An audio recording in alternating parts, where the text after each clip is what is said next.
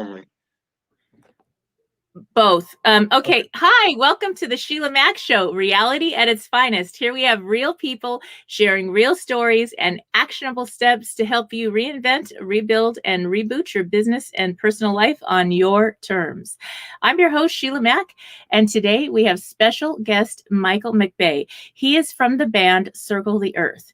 Now, Circle the Earth is a diverse group of talented musicians from different backgrounds, ethnicities, and regions who have come together to create a powerful commercial pop rock sound with a groove sure to move your soul. Now, MICHAEL is located in Los Angeles, California, and I've actually seen this incredible band perform, so I'm happy to have MICHAEL on the show today. Welcome. Thank you very much for having me, Sheila. All right. And one of the things that I like to start off each show with is I like to ask, based on my new best-selling book, Bootstraps and Bra Straps, the formula to go from rock bottom back into action in any situation. Right now, our world has seen just about every situation imaginable and more. And so I'd like to hear maybe if you have a story to share about a time in your business or personal life where you hit a tough situation and how you overcame that. Absolutely. I was addicted to crack cocaine for 20 years while I was in residency, emergency medicine residency at Martin Luther King Hospital. I left residency and worked for maybe 4 or 5 years until my addiction overcame me, and stopped working and lived off family inheritances and savings and things like that. I was put into mandatory treatment a couple of times, but it didn't work because my intelligence and my ego stopped me from accepting direction. And fortunately for me, I had a bunch of spiritual experiences prior to all this with a spiritual teacher named John Roger that I was with for several years. And after the addiction overcame me completely and I was rock bottom, I was left with just myself and God in my inner direction. So at the point when I was able to surrender my ego and surrender my self-will to a higher power and to treatment and to the values that I knew in my heart were the right ones, I was able to climb out of it gradually. I've been sober over 10 years now. I'll be sober 11 years in April. I still do voluntary drug testing to keep myself in check. And I still do voluntary group meetings with other physicians on Tuesdays and Thursdays. And most importantly, I try to be of maximal loving service to my fellow people as much as possible with my heart. And that's what's keeping me sober now. Wow. Yes. Yes. And it seems like how old were you when you started this addiction? You must have been quite young. Oh, no, I'm 64. I did. Oh my God, you look amazing, MICHAEL. No, I dabbled in marijuana and alcohol, starting in high school and all that, but the addiction didn't actually take hold of me or interrupt my career path or my life flow until I was probably 32 or 33 in medical residency. I went to med school later than the average person. Okay. So I was addicted for 20 years. I got sober when I was 55, so about 11 years ago. Wow. And what a gift to have you here today. And know that you help a lot of other people and that you're a strong voice for good in the community. And that's what I love. And there's a lot of people out there that are struggling with addictions, maybe that they hide really well. But not so well. Yeah, and not so well. At some point, it can't be hidden any longer. And it's really hard. Or maybe if you're listening in, you may have a family member, a friend, or a loved one that has been struggling with an addiction, and either you're trying to cover it up, or you might want to give up on this person, but there is the other side of it, and there is always hope. So don't give up. There is always the other side of it, but it is a tough journey, and it takes a lot of determination and fortitude to get back out of that, because then you're in control again. Now you're in control of your life. And Lord God is in control of my life with me. Yeah, well, really, are we really? So it really is a higher power, God source, and us being able to live through something like that and come out the other side. So that's incredible. So I'd love to hear more about the band right now. If you are tuning in, we're going to take a pause for 1 second and we will go to a video to share about the band so you can see them perform. So take a listen. Okay, and then if you're staying on live right now, you won't see that, but I will post that below this after we do this live. So Michael, could you share about how the band started and how you got into music? I've been playing bass guitar since I was in high school at age about 15 or 16. And I played in a high school band playing rock stuff because I integrated Atlanta, Georgia's last private white high school. So I was surrounded by white music. I started listening to Slime, the Family Stone, Jimi Hendrix, and then the band Yes really changed my outlook on music, the spirituality of it, the technicality of it, the musicality of it, and the esoteric aspects of it just took over, and I followed them for a long time. Played bass, tried to imitate that kind of music. And I went to Stanford, and I met a gentleman named John Ivey, who was a black guy, a genius from Tennessee. He had gotten state awards in music and acting and academics, and he was an incredible keyboardist, virtuoso keyboardist. So we got credit to put together commercial songs for extra credit at Stanford, and then we moved to Los Angeles. He went to UCLA Law School, and I came to LA and went to USC Med School just for a second, just so I could get my feet on the ground. I quit school and got a job and funded the band. We put together a live original project called Talisman, and we played very high energy commercial jazz rock for about 20 years. After a while, that type of music fell out of style, and I wanted to do more commercial rock kind of thing. And John went back to finish law school, went on and became a federal judge. He's a federal judge now, very super guy. And in the meantime, I started a new band with a rock guitarist named Phil Von Hake and a singer named Randy Williams. I got the drummer for that band was Eric Singer, who's in Kiss now. And then we played with Chris Poland from Megadeth and Mark Bowles, who was a singer for Yngwie Malmsteen at that point. I played with a lot of people who made it later. And that band was called Icebreaker. Then the drugs took over. I stopped playing music.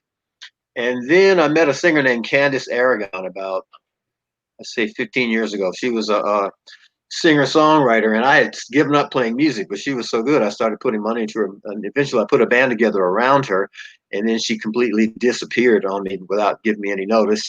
So I talked to the band, and they said, let's keep going, get another singer. So I got another singer that became Icebreaker, that became Soul Rising, and I met the drummer, and I have now Sandro Feliciano from Brazil 8 years ago. He toured the world with Tina Marie, and he's played with Aerosmith and Flora Purim, Funkadelic, Parliament. He's a very accomplished drummer. So the first time I heard him play with us, I knew I wanted to stay in the band with him. And then we got, after that, singer Kadia Handon came. And then we kept changing members and upgrading, and we got Sandy Chao Wang, who's a keyboardist from China, fabulous player, great looking person, tremendous performer. And then we got Kazuki Tokaji, who's a Japanese virtuoso, really serious, deserving musician. And finally, we got the last 6 to 8 months or so, we came across Lauren Richards and Whitney Kaufman, and the band is now the best it's ever been. We have an outside writer named Adrian Jones, who's a genius, friend of mine who God brought into my life. And so he's been writing most of the songs and co-writing most of the songs for us. So I try to solicit outside songwriters so that the music stays fresh and young, because I'm into Yes, so no one wants to hear that. So try to keep it current and modern with as many young players as possible, as many young writers as possible. And we're managed by Johnny Miller, who's a great friend of mine, somebody I trust. And we have Abigail Oliver doing choreography for us, and Matthew Finley from Berklee School of Music arranges our vocal harmonies. And so I've got a team around me now that's the most beautiful gift. Start crying. Yes. Most beautiful team of people I've ever had. I've been doing this a long time, Sheila, and I really love these guys. It's the best thing I've ever done. Yes, they are. I know from the people I met maybe a couple years ago in Beverly Hills, and some of the band, they were just incredible, loving people and beautiful performances. I do miss our live events where we got to go and see the performances live, and I can't wait for that to happen again. And until then, is your band and other people in music, how are you getting your music out still, even with our worldwide pandemic and all that's going on? I'm the worst person to ask that because I'm the oldest and the least familiar with social media. But as far as I can tell, now people release songs online. They do live streaming to stay in contact with their followers, and revenues have to be generated from Spotify and live streams and YouTube views and advertisements and sponsorships and things like that to take the place of product sales and live performances and that kind of thing. Mm-hmm. So you just keep making videos and releasing them regularly, and social media is key now. And I can imagine that there's a lot of new songs being written, and it is such a time that there's a lot going on. And so it brings me to, how does the spirituality connect? You have a lot to do with spirituality in your life and in your music. I'd love to hear how that shows up in your music and plays a part in all you're doing. Okay, I'm trying to cry. So I try to pick so when I was doing music, when I was young, when I first got to Los Angeles, I'm full of spirit. I'm trying to do this, and I needed money, right, to do it. And so there was a guy named Tony St. Julian. He's dead now, but he owned a liquor store. And so we were looking for funding one day, and I said a prayer. I opened the Yellow Pages, appointed to an entertainment lawyer, and called their office. Tony happened to be a client of theirs, happened to be sitting in the office, happened to be looking for a project to back, and he put $100,000 into the band I had. And I promised that guy that whether I made it or not, I would do that for somebody else. So as time goes on, I get to become a doctor. I get to have money and put things, and I'm also surrounded by investors who are other recovering people that help me. And so I told Tony I would return that favor. So I look for the most talented people I can find, who are also the most serious people I can find, who are also the most deserving people I can find, who are also loving and have light in their heart. Those are the criteria that I look for. And they are hard to find. It's probably 10 out of 100 people that have that level of talent, first of all, and then out of that, half of them are crazy or not focused or not disciplined enough. So it's really about 2 to 3% of the musical population in any particular category of instrument or position that's able to do the thing, and you got to find the one person that has the right heart. So that's why I kept on holding Sandra for 8 years, and then eventually we came across Sandy, and eventually we came across Kazuki, and eventually came across Kadia, and most recently the 2 harmony singers we have now. It's always been a steady climb in talent and a steady climb in spirituality and heart, and I'm just very grateful for the team that surrounds me. And that also goes for the choreographers and the vocal arrangers and management too. I'm just really blessed with the people that surround me right now. That is so important. To have a business, a band, or if you're listening in, maybe you have a business, maybe you're not into music, but whatever you're into, whatever business you're running, or maybe you're building a home-based business now, if you are heart-centered and in integrity and aligned with your core values and purpose, and you have a vision, it's going to make all the difference.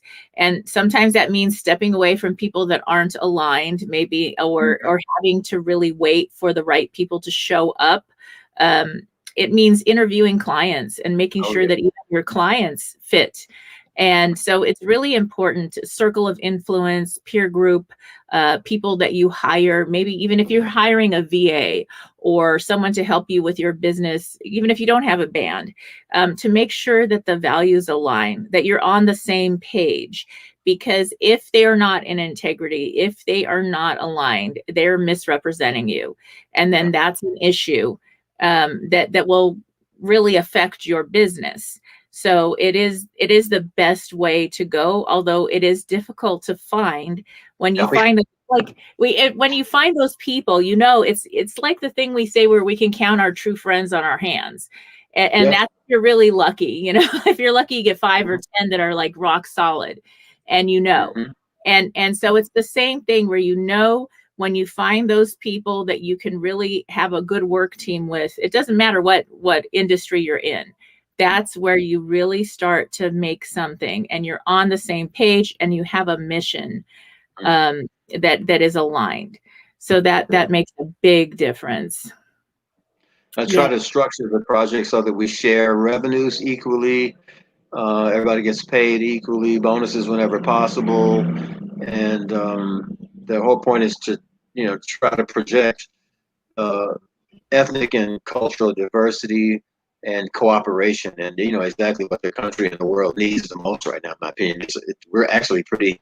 I didn't intend to do this, but it's very timely now. We have people from the Sandys from China, Kazuki's from Japan, Sandra's from Brazil, Kadia's a black woman singing rock, and we got the white girl Whitney and the Spanish girl Lauren, and it's just very international and very multicultural and very beautiful what we're trying to do. Light. That's what we need. Unity is a big thing right now, for sure. We need a lot of peace and unity and love on this planet, and music. I mean, when you think about it, music is so much a part of our lives, how we celebrate things, how we remember someone, how we honor somebody's memory. We play music many times. Music is a lot of the key to healing and peace. It brings happiness. And I think there's going to be a lot more music coming out of all this, being on lockdown and all that. There's going to be so much creativity showing up. And I agree completely. Yes, I can't wait for that. So I would like to go back a little bit to so are you still in medicine, or how did that show up, or does that show up at all in what you're doing now, or what you learned? Yeah, I work a day job at a medical clinic from 9 to full time, and my license is not current, so I do everything up to the point of making medical decisions. I work very closely with other doctors, and I'm in a group of recovering other medical doctors who have drug histories, and I'll be up for relicensure sometime toward the end of this year. Wow. So you're on the front lines. Are you working with the COVID situation or other?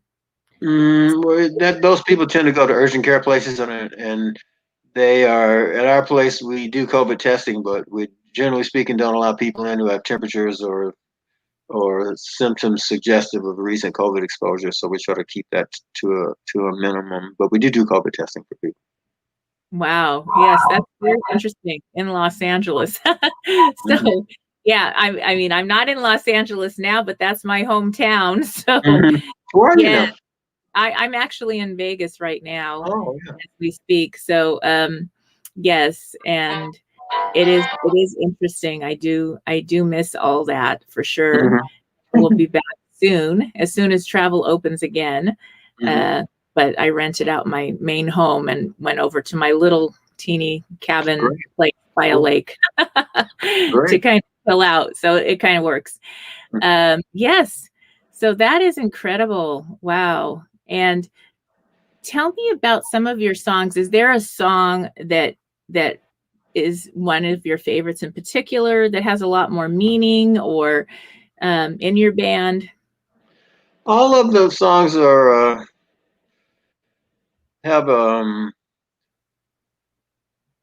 spiritual undercurrent to them, although it's not overtly spiritually expressive. You know what I mean? There's just an undercurrent of light and positivity to all of them. The harmonies indicate that, and we try to cover the range from some more powerful stuff to some more poppy stuff.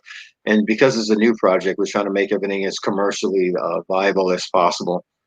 And the video we're releasing now is called Dead. It's one on the more powerful side, and I'll hopefully be showing that. And then there's a single we just released last year called Could Be You. There's a little bit lighter pop type stuff. So we sort of laid the framework with Could Be You, and then we kind of hit them with Dead coming up next. Wow. Yeah. That's great. So one of the questions I usually ask people on this show is, if you could go back in your life, what advice would you give yourself? Maybe like your 20s for now. Oh, yeah. The advice I give myself is very clear. Self-acceptance. I have issues with shame, guilt, self-esteem. I was a light-skinned kid in an all-black elementary school. My parents made me wear a bow tie, and I was like Urkel, and I got beaten quite a bit. Then from there, I integrated Atlanta, Georgia's last private white high school, and I got beaten and acid poured on me and spat on, and just it was crazy. And so those things caused me to, I got to the point where what's wrong with me? So I had very low self-esteem, still deal with those issues. And I'm bisexual. I had guilt about that, and just feeling inferior and guilty and not accepting myself. So the drugs and all that are symptoms of these problems. The drugs not actually the problem; it's the issues that we're medicating. So it took me. The advice I would give myself is to go to some therapy and deal with these issues rather than allowing the using drugs as an artificial means of relieving the pain. Yes, that's very. I often wonder with stories like that, where there's situations where a child is in a school being bullied or having a really bad experience. Mm-hmm. I went to school with people who were like the people that went into the Capitol the other day. My school was people like that in Georgia at that time. I recall my own interesting experiences in school, and some of them, it was really interesting. Growing up, I was homeless at 10 to 13 and a half, and then in foster care. So before that, I stayed with relatives that beat the crap out of me and my mother, and it was so bad. I would go to school in tears because, I mean, it was broken arms, broken everything. Wow. I mean, like bad things. And, you'd get thrown across the wall and you'd be unconscious until the next day. Things like that. Then I'd go to school and I was only allowed one outfit for the whole week, and I wasn't allowed to shower. So of course I was picked on. And it was that's crazy. So I really love clothes. and it was, and I finally made a friend that let me borrow her sister's clothes and shower at her house. And I had to be very resourceful and get out of there for safety. But the kids were so mean. And then I actually stayed in school, even though I was homeless, because my mother would vouch for me, because she told me to leave for safety because there was so much abuse going on at home.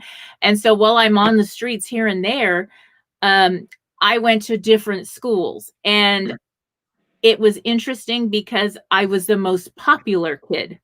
That's great. And it's like, how does this happen when I'm the same person? Like, I felt like I was the same person, although I didn't.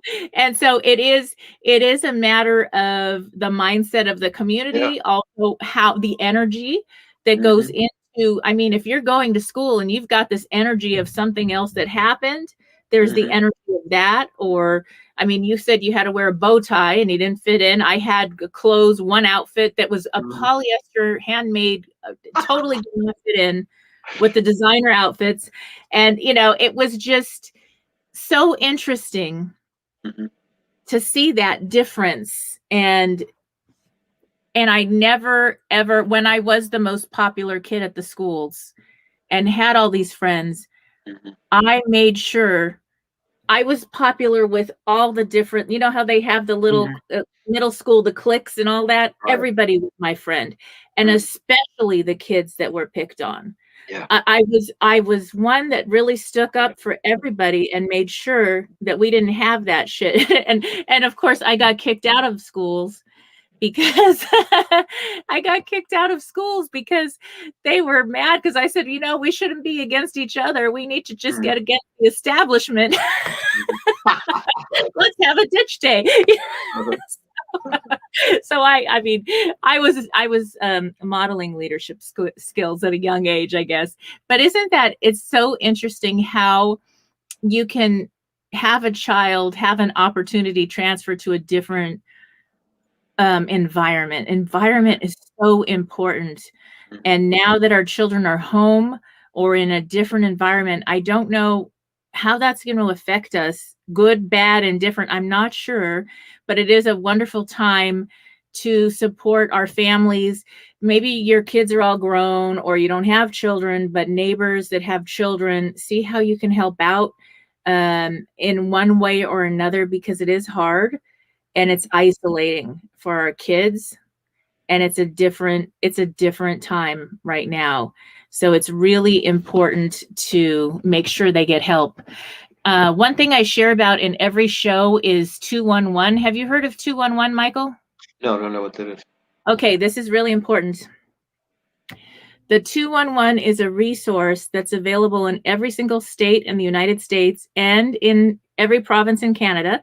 And it's basically, if you Google 211 and, California, you're going to get all the resources. So if you're somebody that is struggling, like with a drug addiction, or you're in an abusive home, or you need food on your table, or you need help paying your rent, or you need help getting a job or something, there's help for veterans, there's help for, seniors, all kinds of different resources are there, and it's free. The problem is that it's not getting out to enough people. And a lot of the times we're able to do things to get our life back on track. You can read my book, you can read a whole bunch of books, you can listen to motivational YouTubes all day, but you might need to get food on your table first, or you need to get over this addiction, and you need help with your child that might be getting into an addiction or something like that. That's where these resources, and that's why I share about it every single show, just about. So that's very important. Even if you never need a resource, you may run into someone, family, friend, someone that walks into your place of business who needs a resource. If you can just post it at work. A lot of times people don't want to ask for help when they need it. But if they see, oh my gosh, there's this list of resources and I can get help, then that's going to be something that if they could have received that help sooner, that's going to get them back on track sooner, and it's going to help their family. There's people that are struggling with different things right now, especially isolation. Maybe they're depressed. And so there's getting the resources out to people. So just remember, you can dial 211 and you will actually get someone answering that number and giving you the resources you need as well.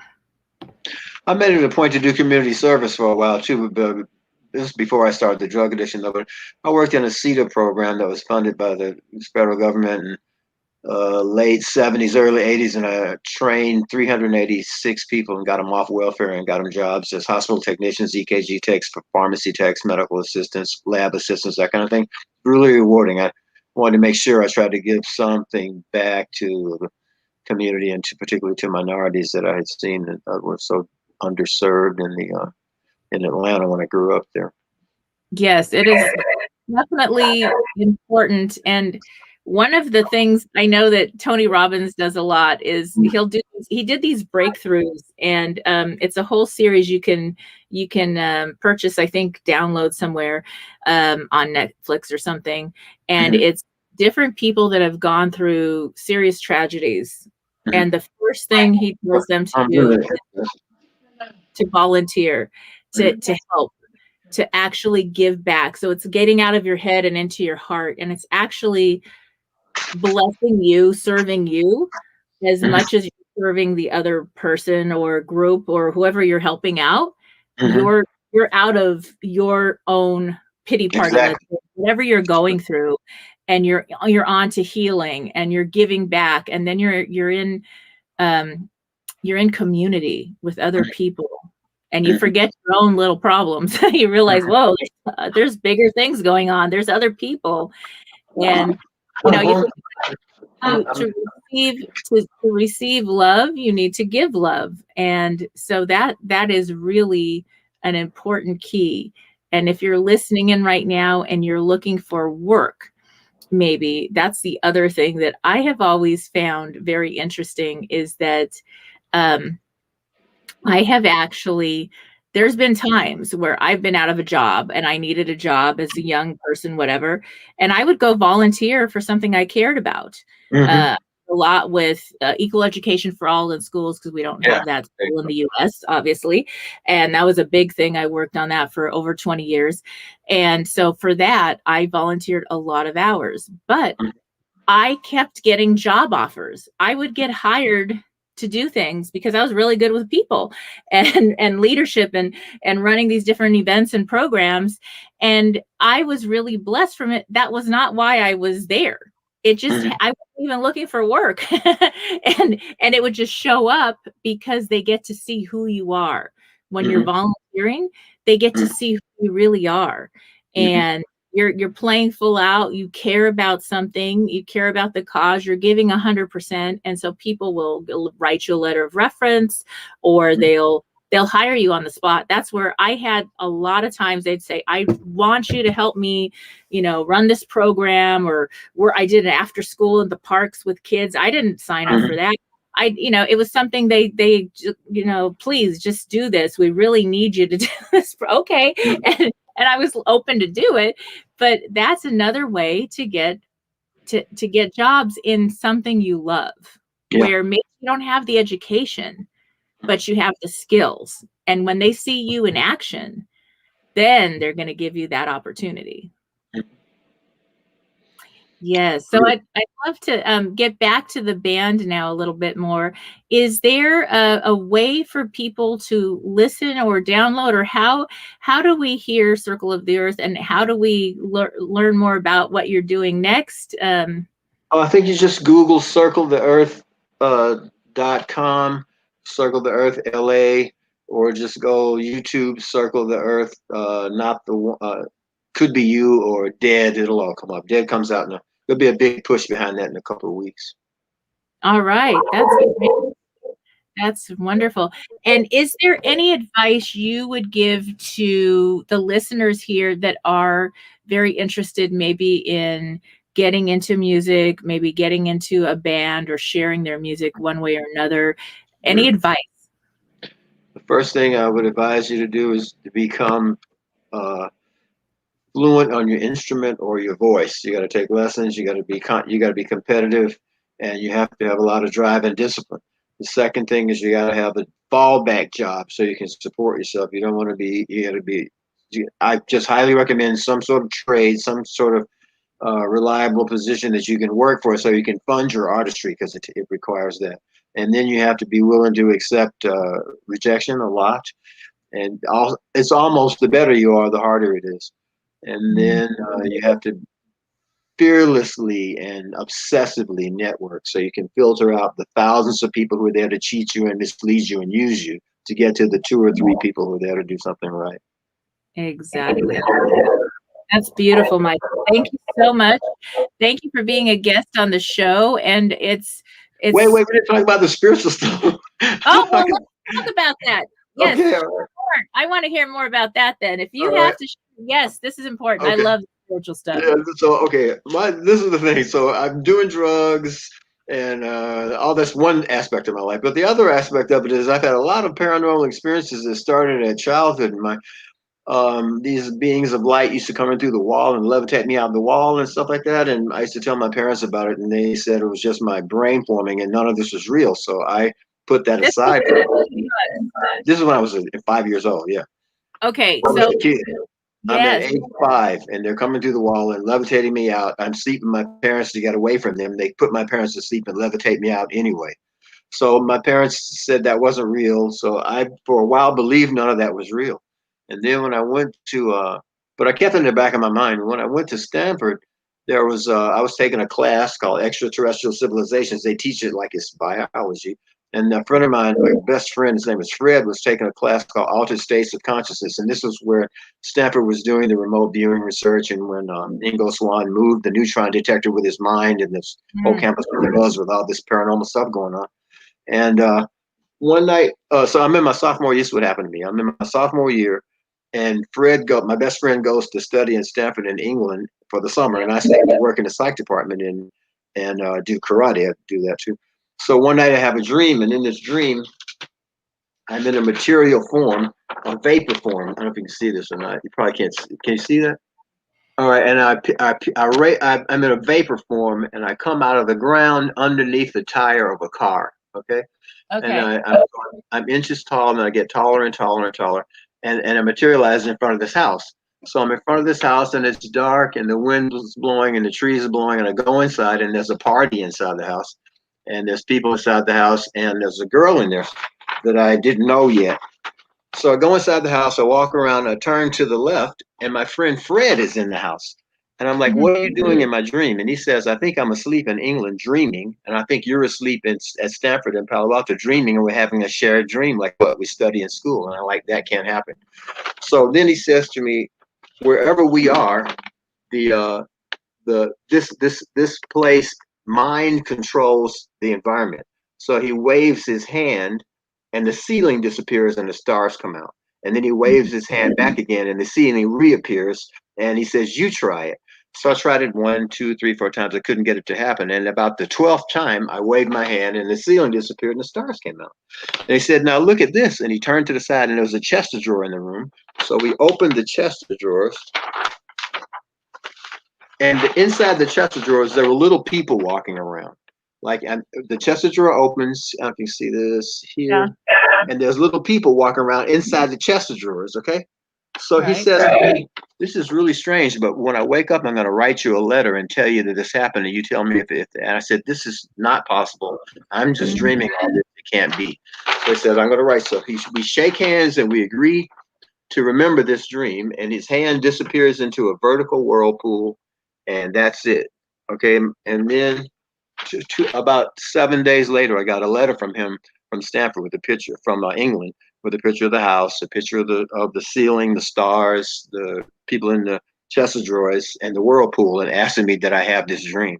So when that happened to me, I realized that there was more to life than physicality, and I went about searching for it like a scientist, because I'm raised at pre-med at this point. So finished Stanford, I came to Los Angeles, and I got the whole lifetimes, and I just did a research study. I went to every single spiritual organization in there, and 90% of them, just like in music, 90% of them are, bullshit and out for your money and cults and all that. But I eventually ran into a spiritual teacher named John Roger, who is dead now, but he had paranormal abilities. He could tell you what you've been doing when he's never met you before, and I studied for him for a long time.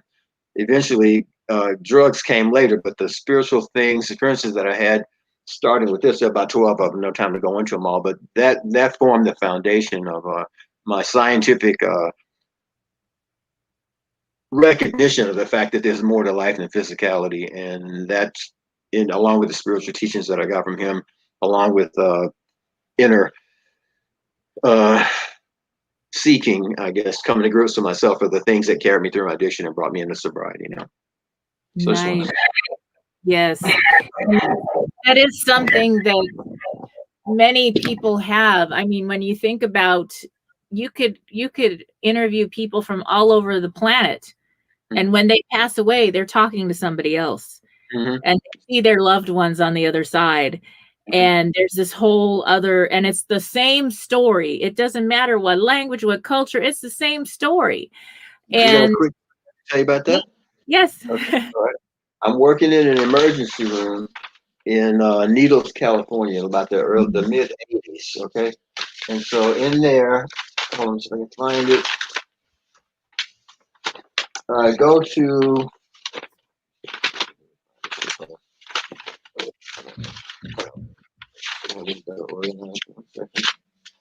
It is so interesting. Well, I'm talking while you're searching, so take your time, and I will share a little bit about. There are so many studies. My Michael and Sheila actually both went to Stanford every summer during high school for the whole summer, and did college and high school credits, and it was such a beautiful environment. Yeah, really. It is a lovely, I love it there. It was just such a great experience.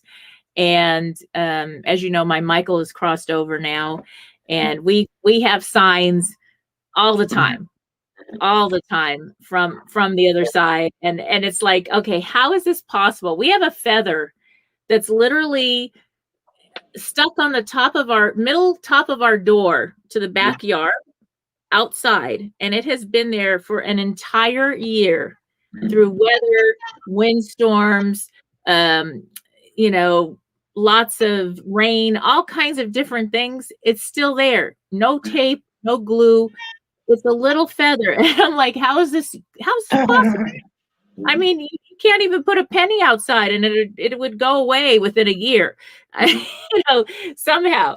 And this feather's still there. And there's all these different signs and guidance. And when you think about the energy that there's now, I think there's science and there's spirituality have come together to realize the reality of the energy that we put into things. So do you have what you were going to share? Yeah. Yes. Okay, I'm working in the emergency room in Needles, California, in the mid-'80s. So say the emergency room looks like this. There are 6 rooms, and I'm in room number 6. Okay, so in room number 6 is a little woman, and I asked her, "Why are you here?"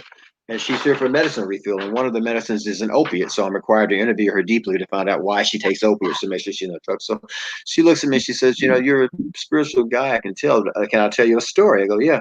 She said, "Well, last year I had a heart attack, and they came and picked me up from my home and took me to the hospital, and I died on the table, and I floated out of my body, and I looked down on my body and saw them intubating me and shocking me, and I realized I wasn't going to make it."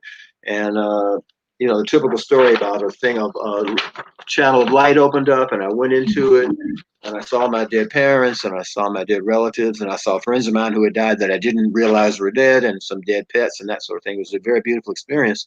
But then the voice of God, I didn't see God, I just heard the voice, told me it was not my time and I was going to come back. And when I did come back, I was supposed to share this experience with people who I think it's appropriate for. So she said, "I just want you to know, I can tell you're searching for something and that there is a God in heaven, is real, and do you mind if I hug you?" So I go, "Well, thank you very much." So she hugs me, and that's it. So I finished the interview, I go into the doctor's office, and I'm writing the chart. And then it's time to go into room number 1. That was room number 6. So I go into room number 1, and there's a little lady in room number 1. And she asked, "I'm asking, why are you here?" So she said, "I need a medicine refill." I said, "And one of the medicines is an opiate." So I have to ask her, "So why do you take these medicines?" And so she says, "You look like a very spiritual guy. Do you mind if I tell you a story?" I go, "Yeah." She goes, "Well, last year I was driving on the interstate and I fell asleep, and I had a head-on collision. I was thrown through the windshield of the car, and I fell into the pavement, and I was dead at the scene. So I floated out of my body. I followed the ambulance along the freeway. On the way back, I saw them shocking me and reviving me with IV fluids and all that. And when I got to the emergency room, the light appeared behind me, and I went into it, and I saw my dead relatives, I saw my parents, I saw friends that I didn't realize were dead, and pets and so forth. And a voice came to me and said, "It's not my time to go back." And when this happened, I was didn't want to come back, but I had to. And the voice told me to remember this experience so I could share it with people with whom it's appropriate. And I think you're one of those guys. Do you mind if I hug you? So I said, "Okay." So then I hugged her, and I went back to the doctor's office, and I filled out the chart. So by this time, the first lady from the first room is number 6, has finished, and she's on the way out the door. She can't seem to find her way out of the emergency room. So I go, "Well, let me walk you out." So I walk her out to the parking lot, and she stops for a second. She says, "I need to go back into the room for a second, into the emergency room. I think I left something." Okay. So we walk back in. She goes in. She looks around. She goes to door number 1, knocks on the door, opens the door, and she says, "You've been to heaven too. I can feel it. Something up. You've been to heaven too, haven't you?" And she goes, "Yes, I have." And they both turned to me and they said, "Now we want you to remember this day and relate this experience to people who you think is appropriate." So I just try to share that when it's appropriate. So that's another. Wow. That's beautiful. And that is anybody that's had an experience like that. There's so many similar stories and experiences, and I could totally spend hours sharing mine as well about these things. So I am definitely a believer. And with this being now, we're here in 2021 and all these new things, I think that more than ever, it is so important for those listening in, the energy we put into things makes such a difference. Imagine that. I mean, like the study, Dr. Emoto, and the study of water. Have you heard that study? So that's where they literally will put it was done at another university, I believe in Japan. And they wrote like love and peace and beautiful words on water, and it would turn into like snowflakes and lovely, beautiful things. And then on the other water, they'd write hate and anger and you know, this kind of thing. And the water would literally be all ugly, and it literally changed the water under the microscope, changed the way it was believe just that. by the words. Sure. So even the words we speak, and there's other studies where they've done energy studies where maybe everybody focuses on a prayer or a meditation and of one thing, and then something will move or something will happen in another country or state, and it's all energy work. So what energy can we put into it, into this world? And even through music, this is a vibrational energy that we're putting into our planet and our world right now to make a That's big difference. Yes. I love that.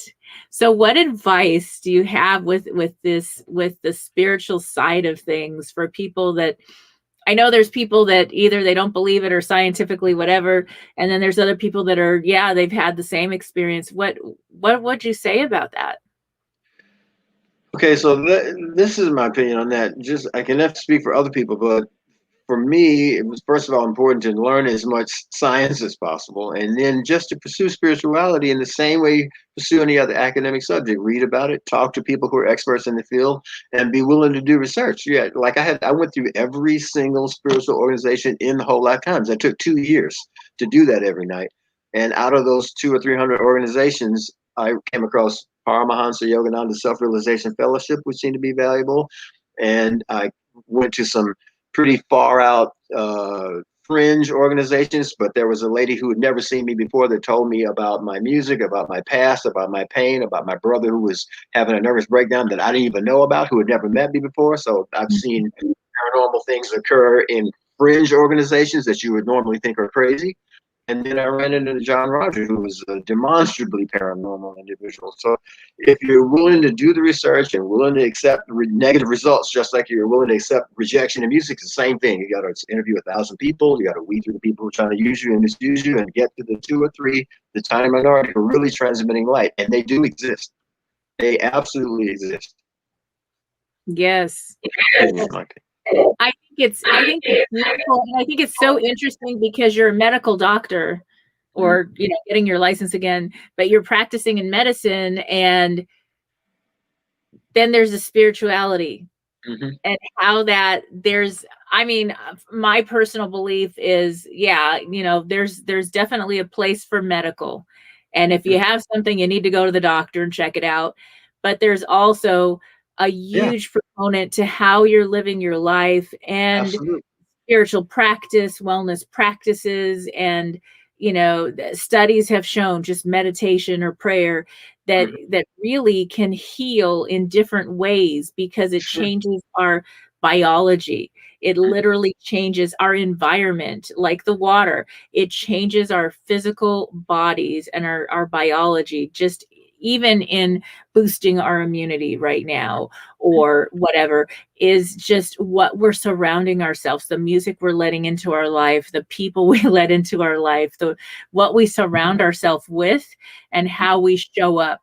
It doesn't matter what work we have to do right now. We may be called to do 5 different jobs to pay the bills, because our regular job got changed because our business is closed right now due to COVID.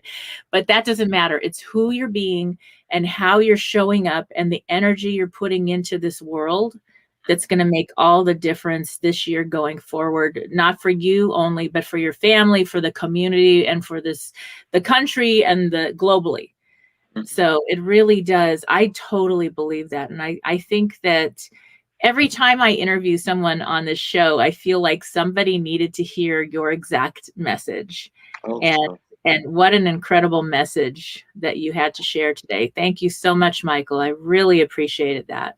Thanks. Let me add one more thing. It's just that the pain and stuff I went through from the physical abuse led me to take karate lessons, and that led me to a beautiful instructor at Stanford. I've been doing karate my entire life, and it's brought I practice for spiritual reasons, and it's brought a whole network of beautiful, healthy people around me that are spiritually oriented. I work with a gentleman named James Field in Santa Monica, and I study from a gentleman named Avi Roca in Los Angeles, and they're just fantastic people, and the people around them are beautiful, and it's a very large component of. I practice it for spiritual reasons, like a person does yoga. It's just moving yoga for me, and it keeps me healthy, it keeps me off of drugs, it keeps me balanced, reduces stress, and it's cardiovascular fortification, everything. So just another part of my life I want to describe.